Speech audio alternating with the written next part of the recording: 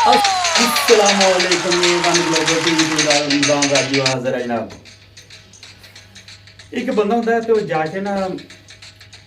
बड़ी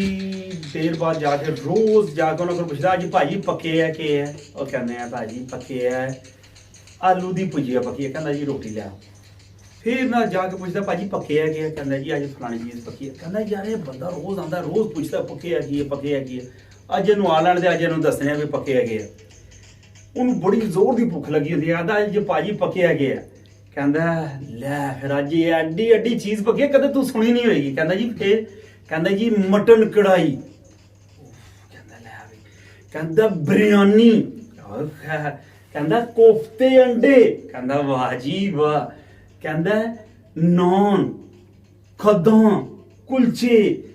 ਕਹਿੰਦਾ ਲੈ ਵੀ ਅੱਜ ਤੇ ਮੌਜਾਂ ਲੱਗੀਆਂ ਸੌਗ ਤੇ ਨਾਨ ਕਹਿੰਦਾ ਲੈ ਵੀ ਅੱਜ ਤੇ ਮੌਜਾਂ ਲੱਗੀਆਂ ਜਲਦੀ ਕਰ ਭੁੱਖ ਲੱਗੀ ਆ ਲਿਆ ਕਹਿੰਦਾ ਮਾਮਾ ਇੱਥੇ ਨਹੀਂ ਹੋਟਲ ਤੇ ਪੱਕੀ ਆ ਜਾ ਕੇ ਖਾ ਗਿਆ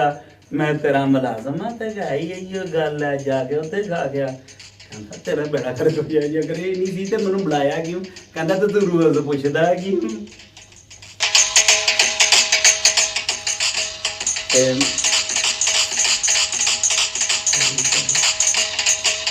ਅੱਛਾ ਇੱਕ ਬੰਦਾ ਹੁੰਦਾ ਨਾ ਉਹ ਰੋਜ਼ ਯਾਰ ਤੂੰ ਪਹਿਲਾਂ ਢੋਲ ਵਜਾ ਲਾ ਯਾਰ ਸਾਡੀ ਸੁਣ ਲੈ ਜਾ ਉਹਦੀ ਸੁਣ ਲੈ ਯਾਰ ਕੀ ਕਰਨ ਜਾਣ ਡਿਆ ਇਹ ਕਿਆ ਭਾਈ ਉਹਦੀ ਆ ਕੇ ਜੇ ਬਹਿ ਜਾਂਦੇ ਜਨਾਬੀਆਂ ਇੱਥੇ ਕੀ ਅਸੀਂ ਤਾਸੇ ਵੰਡਣੇ ਯਾਰ ਸਾਨੂੰ ਤੇ ਖਾ ਲੈਣ ਆਪੇ ਖਾ ਲਓ ਠੀਕ ਹੈ ਨਾ। ਇੱਕ ਬੰਦਾ ਹੁੰਦਾ ਤੇ ਉਹ ਰੋਜ਼ ਉਹਦੇ ਕੋਲ ਆ ਕੇ ਪੁੱਛਦਾ ਭਾਜੀ ਕੰਮ ਕੀ ਕਰਦੇ ਹੋ ਕਹਿੰਦਾ ਭਾਜੀ ਮੈਂ ਡਰਾਈਵਿੰਗ ਕਹਿੰਦਾ ਅੱਛਾ ਤੁਸੀਂ ਚਲਾਉਂਦੇ ਕੀ ਮੈਂ ਜੀ ਗੱਡੀ ਚਲਾਉਣਾ ਕਾਰ ਕਹਿੰਦਾ ਅੱਛਾ ਤੇ ਫਿਰ ਕਰਦੇ ਕੀ ਹੋ ਕਹਿੰਦਾ ਭਾਜੀ ਮੈਂ ਡਰਾਈਵਿੰਗ ਕਰਦਾ ਵਾਂ ਕਹਿੰਦਾ ਤੇ ਅੱਛਾ ਕਈ ਚਲਾਉਂਦੇ ਆਦਾ ਭਾਜੀ ਕਾਰ ਚਲਾਣਾ ਕਹਿੰਦਾ ਅੱਛਾ ਇਹ ਤੇ ਹੋ ਗਈ ਡਰਾਈਵਰ ਤੇ ਕੰਮ ਕੀ ਕਰਦੇ ਹੋ ਕਹਿੰਦਾ ਅੱਛਾ ਸਮਝ ਲੱਗ ਗਈ ਤੁਸੀਂ ਰਹਿਣ ਦਿਓ ਕਹਿੰਦਾ ਨਹੀਂ ਆਦਾ ਫਿਰ ਉਹ ਤੇ ਮੈਨੂੰ ਪਤਾ ਲੱਗ ਗਿਆ ਤੁਸੀਂ ਡਰਾਈਵਿੰਗ ਕਰਦੇ ਤੇ ਕੰਮ ਕੀ ਕਰਦੇ ਹੋ ਕਹਿੰਦਾ ਯਾਰ ਮੈਨੂੰ ਇਹ ਪਹਿਲਾਂ ਦੱਸ ਮੈਂ ਤੈਨੂੰ ਦੱਸੀ ਜਾਣਾ ਮੈਂ ਡਰਾਈਵਿੰਗ ਕਰਦਾ ਵਾਂ